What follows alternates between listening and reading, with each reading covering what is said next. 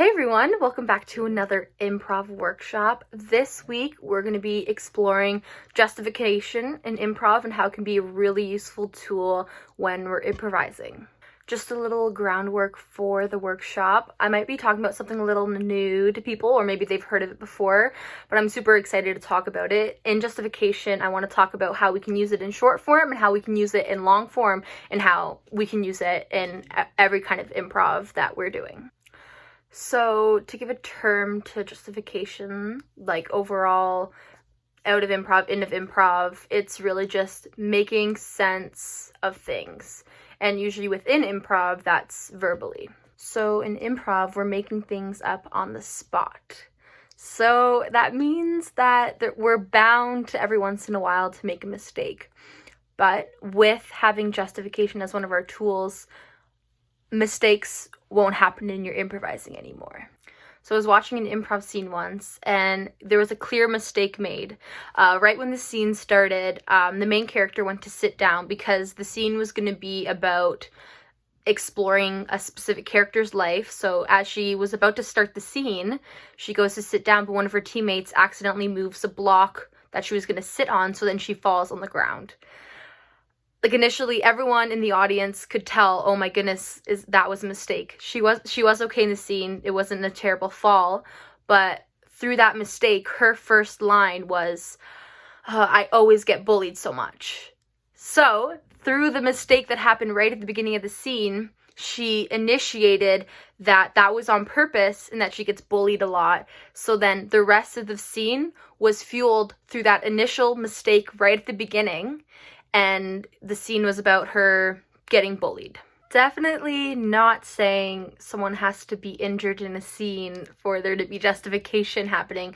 This could even happen with, like, saying the wrong character's name in a scene, because a lot of the times, like, names in scenes can get complicated. And you have to justify those things, because if you don't, and even in the case of her falling down, if that was just brushed, like, oh, like no one saw that, it becomes a sort of a block. Because that did happen in the scene. It's not something that should be ignored. Take that mistake and use it to your advantage. You call the wrong character the wrong name, and all of a sudden there's twins in the scene, and then that was the first initial idea of getting that mistake and using it to your advantage. Don't never put those mistakes under the rug. Never in your improv scene. Audiences also love to see you using your mistakes and incorporating them into your scenes. Another way that improvisers can sometimes be trapped with justification is entering scenes. I've had this before where I put my hand up to play a game. We started. I ended up being on the back line when the game started, but since I raised my hand, I'm like, oh my goodness, that means I have to be a part of this scene. But something you can really ask yourself is there another character needed in this scene? AKA, can I justify putting another character in this scene? Or would I be just going into this scene because I haven't been in the scene yet? Or you're in the scene, but your character hasn't said that many words yet. Don't just say words to say words. Make sure what you're doing in the scene isn't for you as the person wanting to do it, but it's your character who's being influenced and creating more advancements in the scenes. Because sometimes it's not needed. You did put your hand up for the game, but you're just going to be on the back line the whole time because there's no reason for another character to be in the scene unless you want to crazily justify something in the scene. But if it's not, it sometimes hurts us on the back line, but that might just be the best thing to fuel the scene. So now I want to talk about how justification can be used differently within short form and long form improv. What I've talked about just earlier, that is kind of just overlay of like a lot of, it can be used in short form and long form improv, those kind of tools and tricks. So now with long form improv, a lot of the time when we use justification, it's really nice because it puts you and your teammates on the same page. It puts the audience on the same page, so you all are understanding what's going on. But something that you could fall into when you're doing a long form improv is over justifying things. So it 100% makes sense.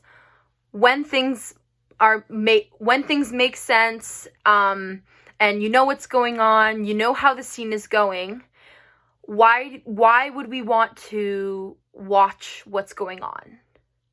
If we know already what's going on because of the justification that they gave, we kind of have an idea where the scene is going, why would we want to watch what we already have pictured in our head? How is that interesting? How is that funny when you're improvising? So with long form improv, a lot of the times, suspending that justification can be used as a machine for your discovery, if that makes sense. So it's really hard because that also means that you and your improvising partner on stage may not even know what's going on yourselves. But through discovering it together, you're piecing together that justification, and be okay with not knowing what's going on, because with each other, you can piece that together and not have it completely justified.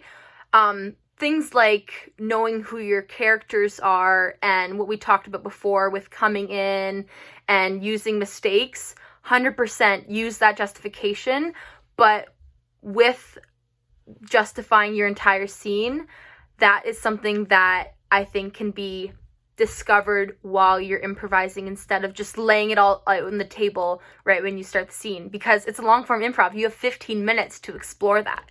You don't have to justify everything till you're 5 minutes and it's almost done. So how this differs to short form improv? Well, firstly, short form improv is 5 minutes, so you have a lot shorter amount of time. And usually within those 5 minutes, it's not just one total scene.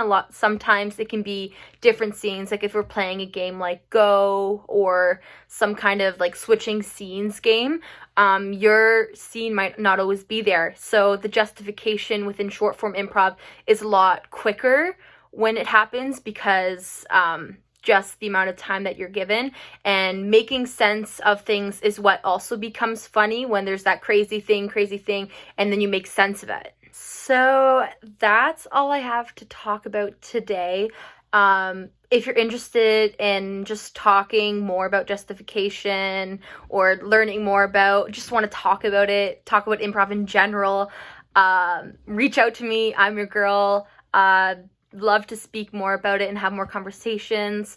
I can also give you some games if you're really interested in learning how to grow your justification tools. But yeah, hope you enjoyed the workshop and see you next time.